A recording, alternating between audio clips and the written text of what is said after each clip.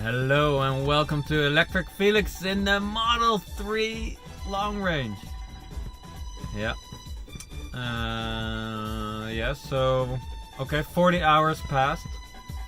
No, 39 right now. Almost 40. Then the car needs to be back. I'm right where it needs to be, so the next hour I can use to do some grinding around the block here like crazy. Anyway, I went to Berlin from Amsterdam yesterday. Had one night, exhibition opening of a friend, dinner with myself, meeting some friends. In the morning, breakfast with friends, coffee with myself in the sun, and I went back. And I brought many people with me. It was a great trip. Back to the subject, the car. 40 hours with the Model 3 long range. Driving to Berlin and back. Thursday to Berlin, Friday back to Amsterdam. I visited 3 Ionity stations today. 1 Fastnet and 1 Tesla supercharger. And even though I would like Fastnet to be the winner, no. Supercharger, slowest of them all. Never go there. Never go to the supercharger. Joking, I'm very glad that the supercharger is there, because at Lauenau, really close to Hanover, this is a total dead area for high power chargers. So the Tesla supercharger is the only thing you've got, and you only get it in a Tesla. So I was very lucky both yesterday and today to visit this Lauenau supercharger. But I used all the chargers I could get my hands on just to compare, to see does it make any sense to do many stops and autobahn racing and another stop and more racing and another stop. Like, what does it matter to stop if the car charges as fast as the Model 3 does? I don't know how much music you can handle on this video. Maybe I ruined it. Doesn't matter. Point is, I used all European fast chargers that matter at this point, at least in these countries. Fastnet will have presence soon in Switzerland, at least next year. Hopefully Belgium too. They're already in England, but not really spread out like in Germany. And in the Netherlands, of course, they're everywhere. Anyway, so Fastnet has a lot of upgrades to do, just like Tesla. Because for some reason, Tesla superchargers, I've heard this version 3 thing, blah blah blah. Well, nice. Are there European version 3 chargers? Anyway, I don't know. I'm not a Tesla expert. This was my first long distance trip in a Tesla. I don't even know how to look at the data for my trip. This is since last charge. And then, yeah. No, this is very uninformative. Energy. Trip. Start a trip, but I already did a trip. Okay. Yeah. So, Anyway, I don't know. Is there any history? Probably you need a Tesla app for that. Don't have the Tesla app. So this is a UFO Drive rental. And the only thing you need is their app. Their app, you arrange your booking. You look at the car before you get it. The app tells you where to go, to the right parking garage, where you'll find the signs, super easy. Then you use your phone to sign the contract. And you look at the damage, which was none because the car is brand spanking new. And then you go. You open the doors with your phone, and you're ready. It was craziest car rental experience ever because, yeah, I'm a car rental expert. I think I could say after, yeah, at least 100 car rental transactions in the last 10 years. At all the companies, Europcar, Hertz, Sixt, Avis, Budget, which is all the same. Some of them are the same, depending on where you go. Yeah. I mean, all these car rental agencies have this. I mean, Sixt, if you go to some airport in Switzerland, then you can open a car with your app. Well, nice, but I don't rent cars in Switzerland. Do you know prices in Switzerland? Anyway, so with UFO Drive, you just book a car, walk over to it, open it, drive it, bring it back, which is what I'm gonna do next. Definitely the easiest car rental experience I ever had. Nobody, like some, I have to say, especially at the Sixt counter, I've got my friends nowadays because, yeah, I've been there a gazillion of times. Past year alone, 15 Jaguar I-Paces for crazy road trips all around Europe. I mean, these people, yeah, some of them just say, hey, anyway, but yeah, just walking over to a car, opening it, driving it. I never had a key. I never pushed the start button. What is this? I even had to look at the door, what's going on here, and I never looked at a video of how somebody opens a Model 3 door, but this is a very ingenious system, and obviously it was easy to figure out. But I mean, there's all these things.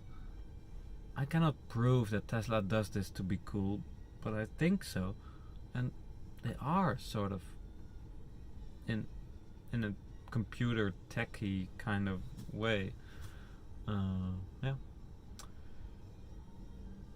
Point is, you can race this car, then you can charge the car, which will go crazy fast. And if you visit Ionity chargers, especially, 190 kilowatts is easily obtained. Just make sure that the car is around 20% or a bit below or whatever. You'll be at 50% with a toilet break. It is really. I traveled around Europe for the whole year, 50,000 kilometers, and yeah, I've waited for chargers all over the place, and of course, it's really easy to drive around the Netherlands and Germany because fast chargers are everywhere. If you take this car to Croatia, Slovenia, Poland, then there are not HPCs everywhere. So yeah, but also you're not on the autobahn, so you're not doing 200 kilometers per hour like I did half the day. Yeah, and driving 180, 190 steady, and then going for a 10-minute charge, and then repeating the racing thing for an hour or so, and then another 10-minute charge, and you just keep on racing, and you can literally do 10-minute charges and just repeat the same. Wow, 11-minute charges give you 26 kilowatt hours of new energy. Yeah, you need that to do cruising altitude of 160 kilometers per hour. You can really do 1 hour driving 150 kilometers per hour plus, do a 10-minute charging break, rinse and repeat. all day long. If these chargers are there, this car will just keep on racing. Yeah. I mean, I've driven the Jaguar I-Pace. It does 200 kilometers per hour easily. It is locked as a bullet on that speed. You feel there's much power left, which is sad. They decided on limiting it at 200. I mean, maybe it's good for the battery. I cannot prove this. But at Tesla, they didn't limit it. There's another Model 3 passing over there. At Tesla, they didn't limit it, so this car does 230 plus, and it's very noisy. The wind is everywhere. It's not super comfortable anymore, especially not on the German highway, which is, as far as I know, the only highway where you can do that stuff legally. So, I mean, you don't need the 230, but still, they didn't limit it because they wanted to show you that it can do this. Like, who will actually do it? Some Germans, I think. But it doesn't even matter. It is just this.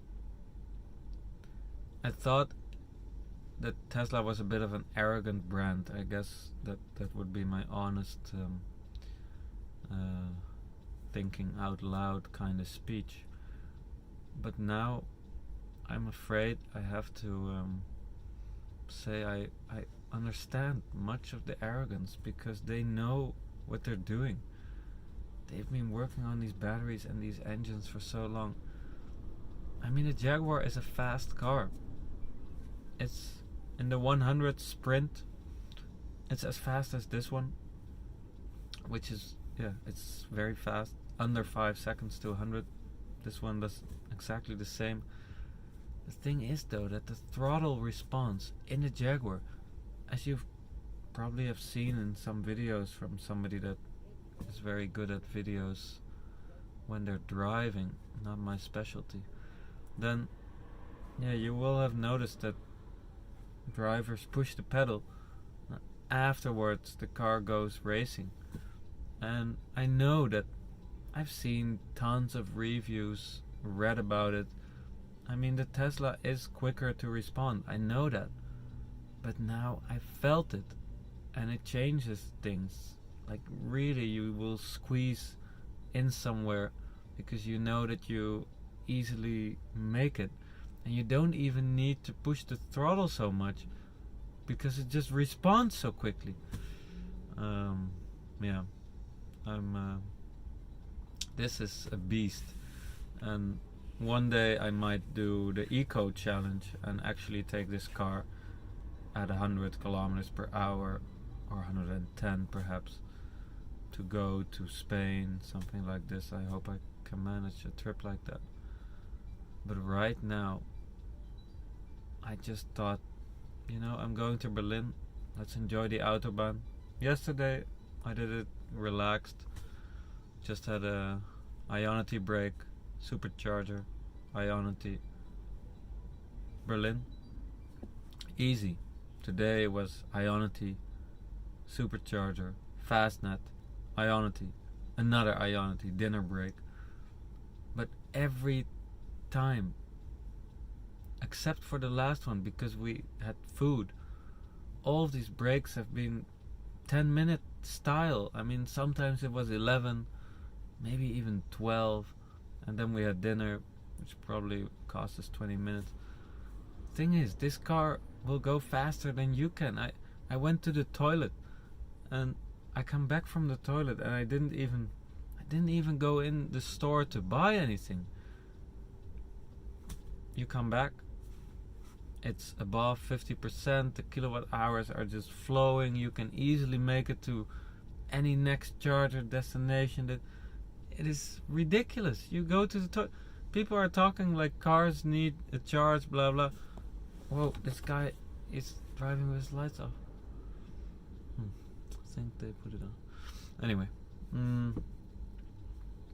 this car, yeah. Go for a charge.